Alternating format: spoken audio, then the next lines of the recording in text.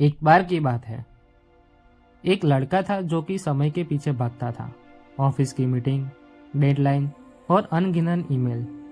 जिंदगी भी भागी रही थी, लेकिन उसे लग रहा था कि वह कहीं ना कहीं कुछ खो रहा है। एक दिन तेज बारिश के बीच जब वह अपने ऑफिस से घर लौट रहा था, तब उसकी घड़ी अचानक रुक गई, बिल्कुल ही 11:11 पर। यह अजीब तो था, क्योंकि उसकी घड़ी कभी नहीं रुकती थी। तभी उसने सड़क के किनारे एक पुरानी घड़ी की दुकान दिखी, जिसका नाम था खोया हुआ वक्त। दुकान के अंदर एक बूढ़ा आदमी बैठा था। जब वह पास गया तो उसने मुस्कुराया और पूछा, क्या तुम अपना खोया हुआ वक्त वापस पाना चाहते हो? लड़का हंस पड़ा। अगर ऐसा हो सकता है तो जरूर।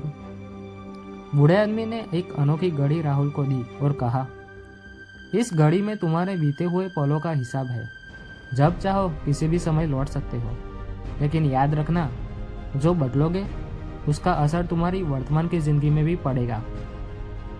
लड़के को लगा कि यह सिर्फ एक मजाक था, लेकिन उसने घड़ी पहन ली।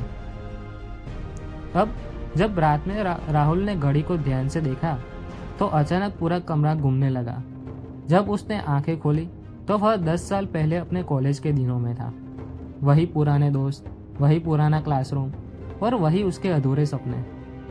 वह अपने पुराने दोस्त से मिला, जिसे कि सालों तक बात नहीं की थी। उसने उस समय को जिया जो समय की भागदौड़ में वह खो गया था। उसने अपनी पहली मोहब्बत साक्षी को देखा, जिसे कि करियर की भागदौड़ में उसने रिश्ता तोड़ दिया था।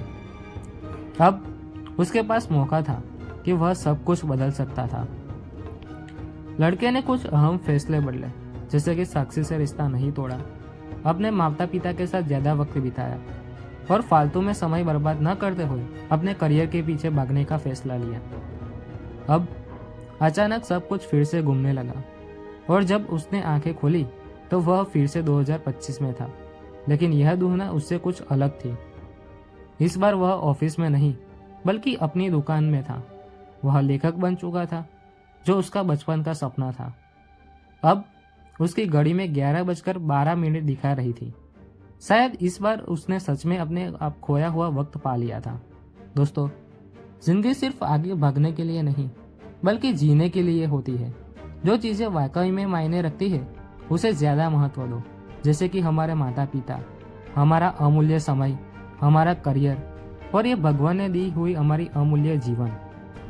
यह कहानी अगर आपको अच्छी लगी हो तो वीडियो को लाइक कर देना, चैनल को सब्सक्राइब कर देना और मैं मिलता हूँ आपसे ऐसी और भी नई कहानियों के साथ।